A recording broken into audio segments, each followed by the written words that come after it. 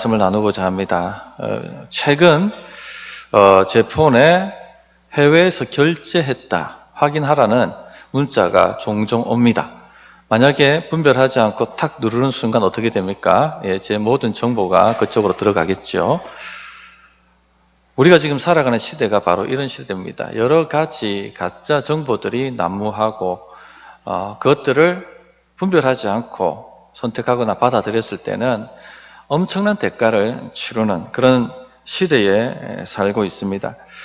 최근에 김모 씨, 신모 씨 허위 인터뷰 때문에 나라가 발칵 뒤집어지지 않았습니까? 이 가짜 뉴스를 가지고 언론이 어떻게 대중을 잘못 움직일 수 있는지 하는 것을 우리가 경험적으로 알고 깨닫는 그런 시대입니다. 그렇기 때문에 어느 때보다 분별력이 굉장히 중요합니다.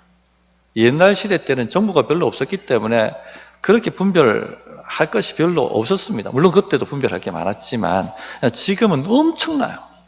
진짜 분별력이 중요한 시대입니다. 왜냐하면 우리의 인생이 달려있고 또 우리의 미래가 달려있기 때문에 영적 진리 문제에 있어서는 더 그렇습니다. 왜냐하면 영적 진리는 이 땅의 삶이 아니라 영원한 삶에 대한 문제이기 때문에 여러 가지 세상 사상과 철학이 진리라고 주장하면서 홍수처럼 밀려 들어오고 있지 않습니까? 유튜브나 여러 매체만 틀면은 이 세상 사상과 철학이 진리로 둔갑해서 그렇게 우리에게 쏟아져 들어오고 있습니다. 게다가 지금 시대를 포스트 모더니즘의 시대라고 얘기합니다. 자기 생각에 옳으면 그게 진리인 거예요. 그렇게 받아들이는 시대입니다. 그래서 더욱더 영적 분별력을 가지고 분별하는 일이 중요하다 말씀을 드리겠습니다. 우리의 미래뿐만 아니라 우리의 교회 자녀뿐만 아니라 영원한 생명이 달려 있다는 것입니다. 사도 바울은 지금 오늘 말씀을 통해서 갈라디아 교인들에게 분별하라고 지금 요청을 하고 있습니다. 세 가지 분별에 대해서 말씀을 드릴 텐데 오늘 우리에게도 그대로 적용되는 말씀이라 생각이 됩니다. 자, 무엇을 분별해야 됩니까? 첫째, 누가 우리를 막아 진리를 순종하게 못하게 하는지 분별하라는 것입니다. 7절 말씀을 보십시오. 너희가 다름질을 잘 하더니 누가 너희를 막아 진리를 순종하지 못하게 하더냐? 누가 너희를 지금 막고 있느냐? 너희가 잘 달려갔는데 누가 너희를 막아섰느냐? 분별하라 말씀하고 있는 것이죠. 세계 최대의 도로 사이클 대회가 투르 드 프랑스라고 합니다. 올해 6월 달에 한 관중이 부주의하게 도로에 들어와서 셀카를 찍다가 달려오는 사이클 선수들과 부딪혀가지고 20명 정도가 다치는 큰 대형 사고가 일어났다고 합니다. 오늘 본문에 막았다라고 하는 부분이 바로 이 의미입니다. 그럴 수도 있지요가 아닙니다. 대형 사고가 나는 거예요. 진리를 순종하지 못하게 막는 것은요, 그럴 수도 있지의 문제가 아니라는 얘기입니다. 대형 사고입니다. 인생이 망가지든지 또 함께 달리던 수많은 성도들이 함께 망가질 수도 있고 심할 경우에는 교회마저 무너질 수가 있는 것입니다. 그렇기 때문에 누가 지금 진리 순종을 막고 있는지 하는 것을 잘 분별해야 됩니다. 성도님들, 갈라디아 교인들이 진리 순종을 잘했습니다. 잘 달려가고 있었습니다. 누가 막았습니까? 누가 이들을 막았죠? 사탄이죠, 사탄. 마귀가 이들을 진리 순종 못하도록 막았습니다. 마귀는요, 먼저 진리를 듣지 못하게 막습니다. 사도행전 13장에 보면 사도 바울이 1차 전도 여행을 갑니다. 구브로라는 섬에 가는데 지금으로 치면 사이프러스라는 섬이죠. 거기 살람이라는 곳에 가서 복음을 전합니다. 그곳에 총독이 있었는데 바울하고 이름이 비슷합니다. 서기오 바울이라는 자가 총독이었습니다. 총독 서기오 바울이 하나님 말씀을 들으려고 하는데 그때 마술사 엘루마가 옆에서 이 사도 바울의 말을 대적하고 힘써 총독이 말씀을 듣지 못하도록 방해를 하는 역사를 일으킵니다.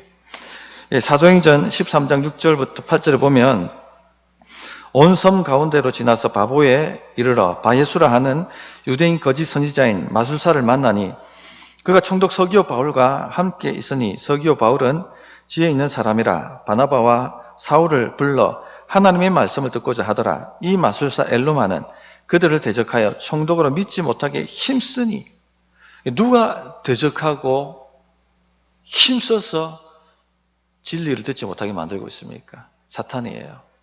사도 바울이 참다 성령이 충만해가지고 이 엘루마를 향해서 이렇게 외치지 않습니까? 사도행전 13장 10절에 보면 가로되 모든 괴계와 악행이 가득한 자요 마귀의 자식이요 모든 의의 원수요 주의 바른 길을 굽게 하기를 그치지 아니하겠느냐. 마귀의 자식이요. 즉 이 엘루마의 정체가 뭐라고 얘기하고 있습니까? 그 뒤에 누가 역사합니까? 마귀가 역사하고 있다라는 것을 밝히 그 정체를 드러내 보여주고 있습니다. 마귀는요, 이처럼 하나님의 말씀을 듣지 못하도록 방해를 합니다. 성도님들, 설교 시간 때 말씀이 잘 들리고 있습니까? 멍 때리고 있지는 않습니까? 매 주일마다, 어쩌다 한 번은 괜찮아요. 그런데 매 주일마다 설교 시간만 되면 정신이 나가서 멍 때리고 있지는 않습니까? 혹은 설교 시간만 되면 왠지 배가 아프고 설교 시간만 되면 졸음이 오고 듣기는 듣는데 예배가 끝나고 나면 뭘 들었는지 조차 기억도 안 나고 이것이 매주일 반복되고 있지 않습니까? 이게 그냥 일어나는 일이 아닙니다. 누군가 지금 진리를 듣지 못하도록 막아서고 있는 것이죠. 분별을 잘 하셔야 됩니다. 전에 제가 한번 무당으로 있다가 전도받아서 교회 들어오신 분 이야기를 한 적이 있습니다. 그분이요, 찬양 부를 때도 괜찮습니다. 장로님이 기도하실 때도 괜찮습니다. 딱 설교 시간만 되면 입을 쩍 벌리고 코 골고 주무시는 거예요. 귀신같이 설교 시간을 끝나면 다시 정신이 돌아옵니다. 그분이 하시는 말씀이 말씀 듣지 못하도록 귀신이 방해를 한다라고 얘기를 하시는 거예요. 그분은 그 귀신의 전문가니까 아시잖아요, 그거를. 그러면 성도님, 그냥 일어나는 일이 아니라는 얘기입니다. 누가 지금 말씀을 듣지 못하게 방해하고 있는지 분별하라는 것이죠. 그러므로 말씀 듣기 전에 기도로 준비하고 오셔야 됩니다. 하나님 오늘도 말씀을 사모하게 하시고 들을 길을 주시고 마귀가 마음에 틈타지 못하도록 역사해 주십시오라고 적어도 기도로 준비를 하고 오셔야 됩니다. 자, 이제 말씀이 들리기 시작합니다. 그럼 두 번째 방법 뭔지 아십니까? 첫 번째 듣지 못하게 합니다. 그러다가 듣습니다. 그럼 무슨 방법을 또 취하는 줄 아십니까? 설교자의 설교는 설교자의 개인 의견이라는 생각을 집어넣기 시작합니다. 갈라디아 교회에 거짓 교사들이 들어왔죠. 그러면서 그들이 했던 말이 뭡니까? 사도 바울은 12사도 중에 속하지 않지 않습니까? 사도 바울은 정식 사도가 아닙니다. 그리고 지금 그가 전하고 있는 이신칭의는 예수님의 가르침이 아닙니다. 그가 만들어낸 가르침이고 그의 의견일 뿐입니다. 이렇게 갈라디아 교인들을 흔들어 버렸습니다. 설교자의 설교가 하나님의 말씀이 아니라 그냥 저의 개인 의견이라면 순종할 필요가 없는 거죠. 이렇게 진리를 순종하지 못하게 막아선다는 것입니다. 그래서 우리 갈라디아서 1장을 다루었습니다만 1장에 사도 바울이 뭐라고 얘기합니까? 내가 받은 복음은, 내가 전하는 복음은 내 개인의 의견이 아니라 하나님께서 나에게 주신 것이다. 하나님의 말씀으로 받으라 라고 그들에게 고면하지 않습니까? 1장 11절부터 12절을 보면 형제들아 내가 너에게 알게 하노니 내가 전한 복음은 사람의 뜻을 따라 된 것이 아니니라. 이는 내가 사람에게서 받은 것도 아니요 배운 것도 아니요 오직 예수 그리스도의 계시로 말미암은 것이라. 성도님들, 설교는요 목사 개인의 의견이 아닙니다. 근데 많은 분들이 착각하는 부분들이 있어요. 이런 부분들에 있어서 목사님, 아이고 저는 그래 동의를 안 하는데요 이렇게 말씀하시는 분이 있다니까요. 이제 환장을 노릇입니다. 그러면 누가 지금 막아서고 있습니까? 좀 분별을 하셔야 됩니다. 물론 성경 구절 하나 읽어놓고 정치 얘기 실컷 하다가 끝나는 목사도 있고 성경 구절 한 구절 읽어놓고 온갖 예화로 범벅을 만들었다가 끝내는 목사도 있고 성경 구절 한 구절 읽어놓고 자기 하고 싶은 얘기 몽땅 집어넣어가지고 이런 거 알레고리라고 하죠. 알레고리 하다 끝나는 목사도 있습니다. 우리 성도님들은 저를 어떻게 생각할까요? 제가 하나님의 말씀을 바르게 해석하여 적용하여 설교하는 목사라고 생각하십니까? 아니면 강단꾼이라고 생각하십니까? 이 생각에 따라서 진리로 받아들이든지 아니면은 한 귀로 듣고 한 귀로 흘리든지 인생이 결정납니다. 삶이 결정납니다. 여러분이 저를 누구라고 생각하는지 분명히 하시고 가야 됩니다. 7년 동안 제가 설교할 때 말씀을 근거로 하지 않고 설교한 적이 있었습니까? 말씀을 정확하게 해석하고 그 해석의 바탕으로 적용하지 않은 적이 있었습니까? 한 구절 읽어놓고 제가 하고 싶은 얘기를 몽땅 집어넣어서 설교했던 적이 있습니까? 한 구절을 읽어놓고 온갖 예화로 잡탕을 만들어서 시간을 때우고 끝낸 적이 있었습니까? 성도님들 판단을 하십시오. 그러지 않았을 것입니다. 그렇다면 성경을 바르게 해석해서 적용하여 설교하고 있는 하나님의 말씀으로 겸손하게 받으셔야 합니다.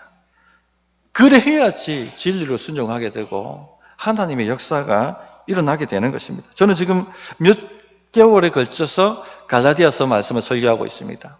갈라디아서 말씀은 주제는 이신칭입니다. 이신칭의 복음이죠. 이 이신칭의 복음은 제 의견이 아니에요. 제가 지어내거나 만들어낸 것도 아닙니다. 제가 설교할 때 주석서와 또 다른 많은 목사님들의 강해서를 참고해서 어떻게 적용했는지를 가지고 설교를 하는 것입니다.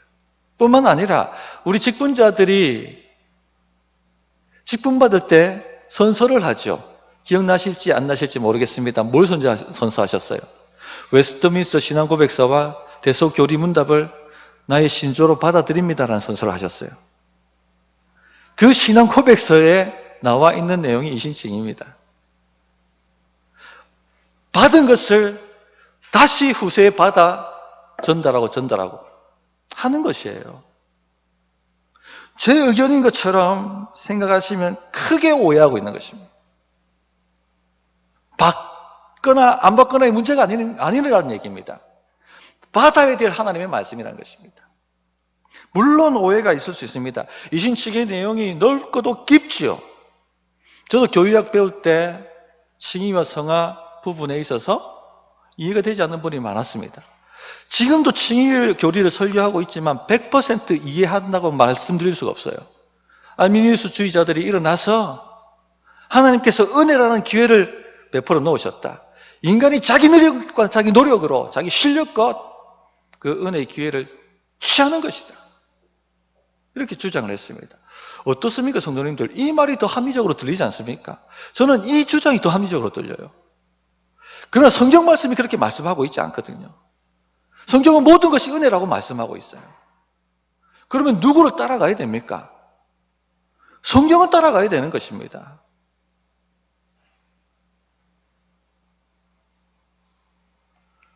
예정론은 또 어떻습니까? 100% 이해할 수가 있습니까? 100% 이해하고 설교할 수 있겠습니까? 나는 왜 선택을 받았고 왜 저 사람은 선택을 받지 못했느냐? 무슨 근거로 선택을 했느냐? 어떻게 설명을 하겠습니까? 그냥 만인구원주의자처럼 모든 사람을 하나님 사랑하시고 모든 사람이 십자가에서 죽으셨고 그리고 그러므로 모든 사람이 구원받는다라고 말하는 것이 더 합리적으로 들리지 않습니까? 그럼 성경이 뭐라고 얘기합니까? 창세전에 택했다라고 말씀하시지 않습니까? 그럼 어떻게 돼요? 그럼 어떻게 됩니까? 성경 말씀을 따라가야 되는 거잖아요. 어떻게 교리를 100% 우리의 작은 머리로 이해하고 이해해야지만 따라갈 수가 있겠습니까?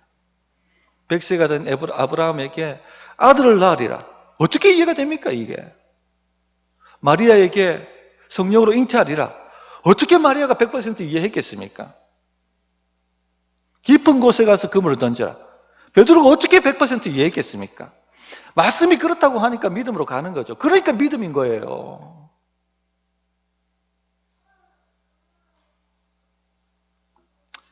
이 믿음 때문에, 이 이신칭에 대한 믿음 때문에 종교개혁자들이 순교를 했습니다. 그들이 바보일까요? 그렇지가 않습니다. 그러면 성도님들 마음을 열고 내 생각과 다르다 할지라도 진리의 말씀으로 받으셔야 되는 것입니다.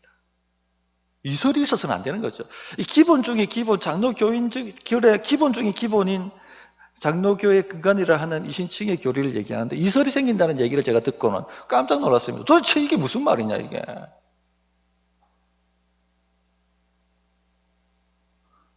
교리인데 어떻게 이설이 생길 수가 있어요? 있을 수가 없는 일입니다. 마음을 여셔야 됩니다. 두 번째, 복음이 아닌 가르침을 분별하셔야 됩니다. 8절 보시면 그 권면은 너희를 부르신 이에게서 난 것이 아니니라.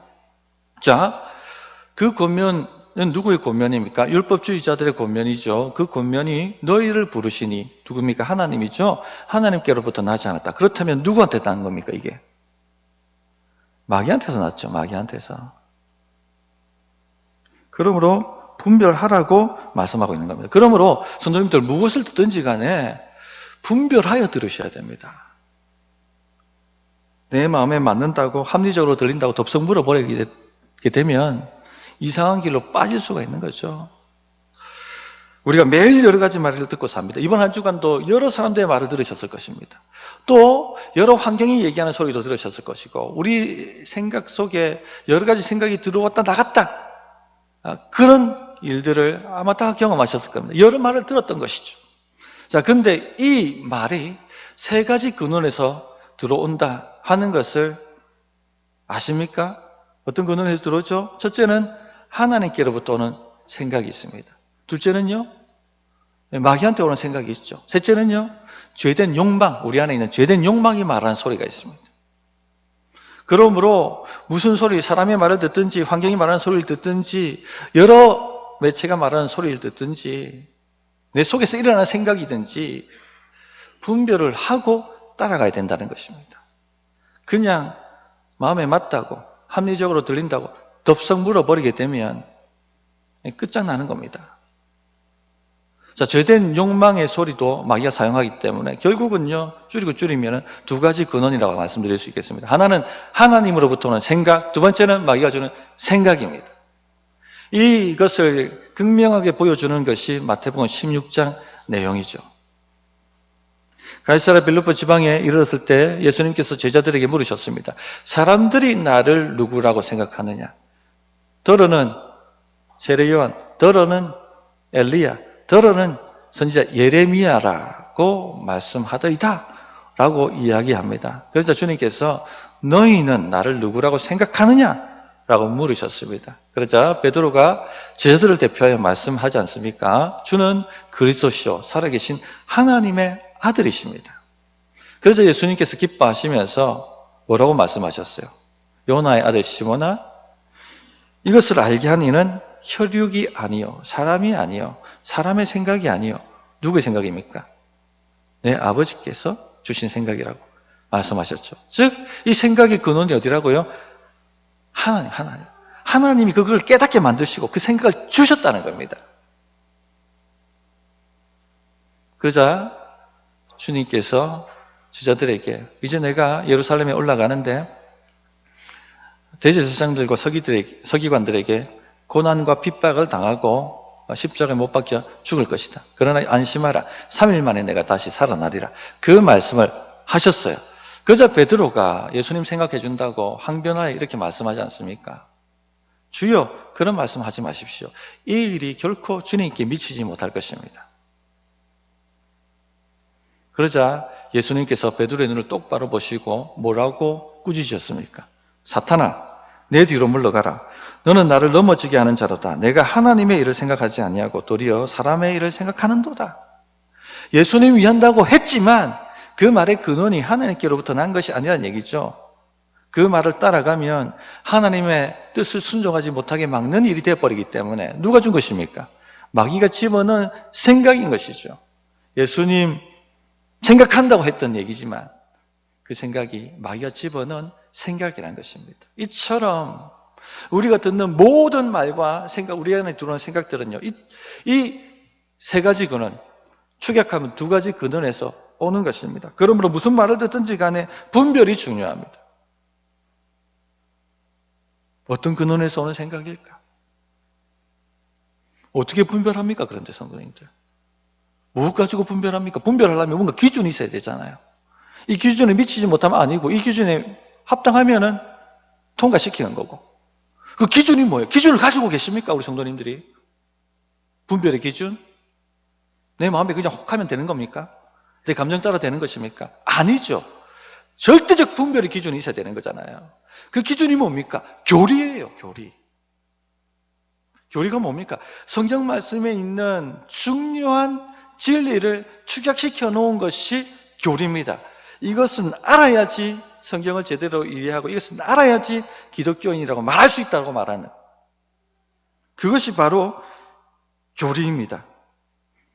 그래서 직분자를 선택하여 임직시킬 때 이 교리를 받는다라고 선언하게 만드는 것입니다. 엄숙하게 하나님 앞에서.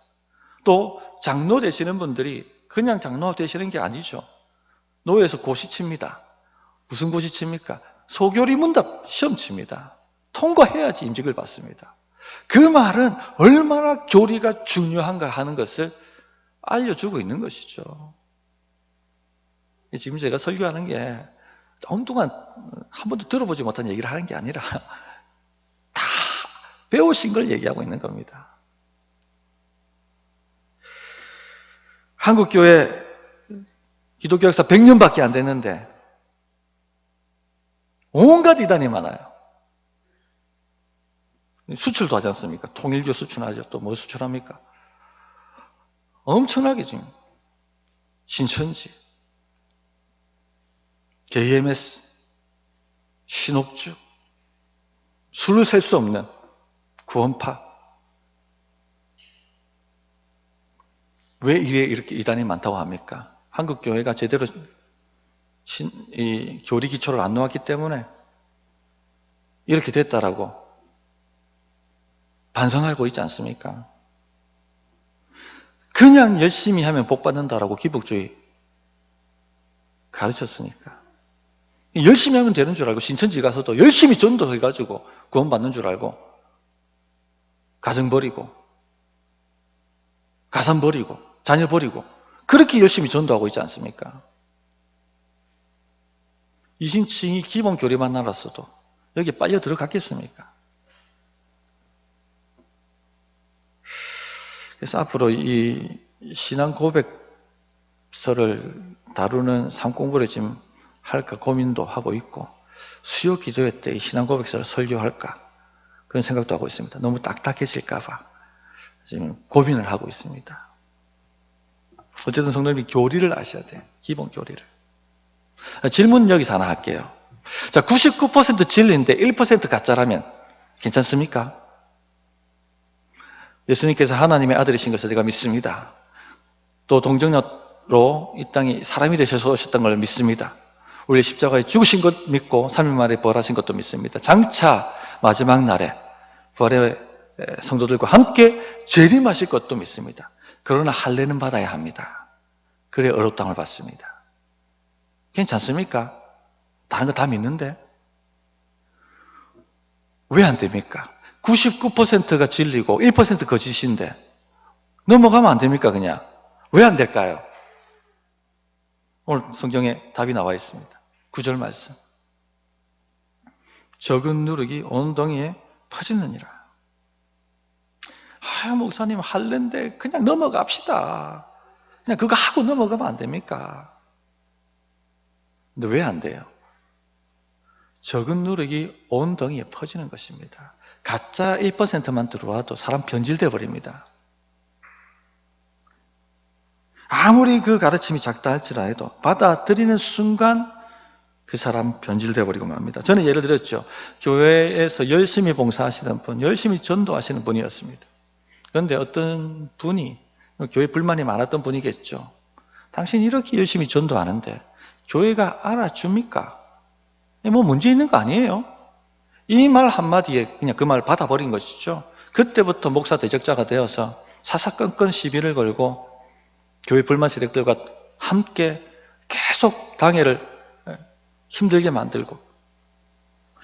보십시오. 당신이 그렇게 열심히 했는데 왜 교회가 이것을 알아주지 않는? 여기에 뭐가 들어가 있습니까? 여기 무슨 전제가 들어가 있습니까? 사람의 인정과 칭찬이 의라는 전제가 들어가 있고 당신 행위가 공로가 된다는 전제가 들어가 있죠. 이걸 덥석 물어버린 것입니다. 분별 없이. 만약에 이분이 이신칭의 교회를 제대로 알았다면 나의 의는 율법으로 말미암은 의가 아니고 예수 그리스도를 믿음으로 말미암는 하나님의 의다라고 말했다면 마귀가 떠났을 것입니다. 이신칭의 교리가 굉장히 중요합니다. 마귀를 대적하고 이길 수 있는 엄청난 무기예요, 이것이. 그래서 내가 이해 안 된다고 넘어갈 게 아니라 정립을 하고 가셔야 됩니다. 이분이 삼위일체를 부정했겠습니까? 예수님의 동정나 탄생을 부정했겠습니까? 아니요. 다 믿었습니다. 그러나 1% 이렇게 당신 열심히 하는데 왜 교회가 알아주지 않느냐? 이 1%의 가짜를 진짜로 받아들이는 순간 사람이 그렇게 변질돼 버리고 말았습니다. 기쁘고 즐겁게 전도했는데 그 기쁨이 도대체 어디로 갔습니까? 그 복이 도대체 어디로 갔습니까? 사라져버린 것이죠. 성도님들 보세요. 이단도 항상 그렇게 합니다. 그죠? 이단도 항상 이 조그만 걸 집어넣습니다. 그런데 이게 받아들이는 순간 온 덩이에 퍼지게 말아버리죠. 모든 걸 부패시켜버리고 맙니다. JMS 이단. 제가 아는 목사님 한 분이 이 JMS를 파헤쳐야겠다 싶어가지고 전도사 때 겁도 없이 JMS의 위장 잠입을 하셨어요. 갔더니 이제 기초 양육반을 이제 들어가서 한 10몇 주를 배우는데 너무 재밌더랍니다. 쏙쏙 들어오고 얼마나 맞아 떨어지는지 쏙쏙 들어오더랍니다. 그런데 딱 1% 정도 가짜를 집어넣더랍니다. 그리고 결론이 어떻게 되느냐? 정명석은 재림한 예수다라고 결론 나게 만들게 되는 것이죠. 그 1%로 사람이 변질되는 거예요. 분별하십시오. 가짜 복음을 분별해낼 수 있는 실력을 갖추셔야 됩니다.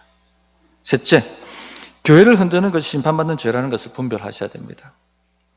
10절 말씀 보시면 나는 너희가 아무 다른 마음을 품지 아니할 줄을 주 안에서 확신하노라.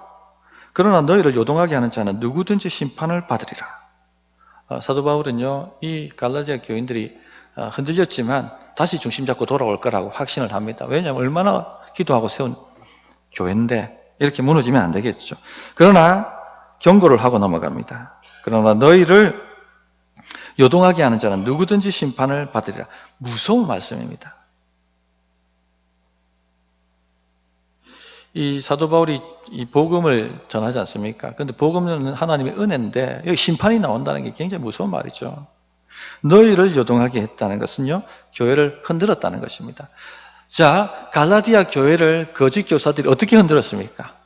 사도 바울과 성도들을 이간질 시켰죠. 그는 정식 사도가 아니다. 제대로 된 사도가 아니다. 그가 하는 말은 그의 의견일 뿐이다. 이런 식으로 흔들었습니다. 신천지가 교회 흔드는 거 어떻게 흔듭니까? 원리 간단해요. 목사하고 성도들 이간질 시켜버리면 교회는 그냥 흔들려 버립니다. 쉽습니다. 마귀는요, 창의적인 방법이 없어요. 왜? 창조주가 아니니까. 늘 썼던 방법을 그대로 쓰는데 사람들이 분별 없으니까 다 쏘가 넘어가는 거죠.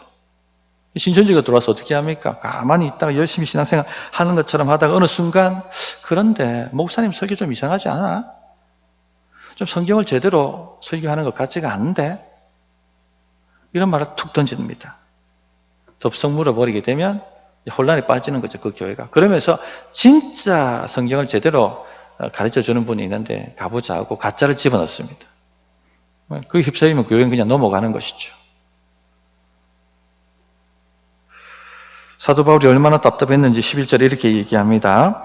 형제들아, 내가 지금까지 할례를 전한다면 어찌 지금까지 박해를 받으리요? 그리하였으면 십자가의 걸림돌이 제거되었으리라. 만일 사도 바울이 이신칭의가 아니라 율법주의를 가르쳤다면, 할례를 가르쳤다면 이런 핍박을 받았겠습니까? 여러분 열심히 하십시오. 그러면 축복받고 천국 갑니다. 이 말 했다면 이렇게 박해를 받았겠습니까? 우리 김 집사님 비가 오나 눈이 오나 새벽기도 오시고 이렇게 밤낮으로 전도하러 뛰어다니시고, 이 집사님이 데리고 온 사람만 보세요.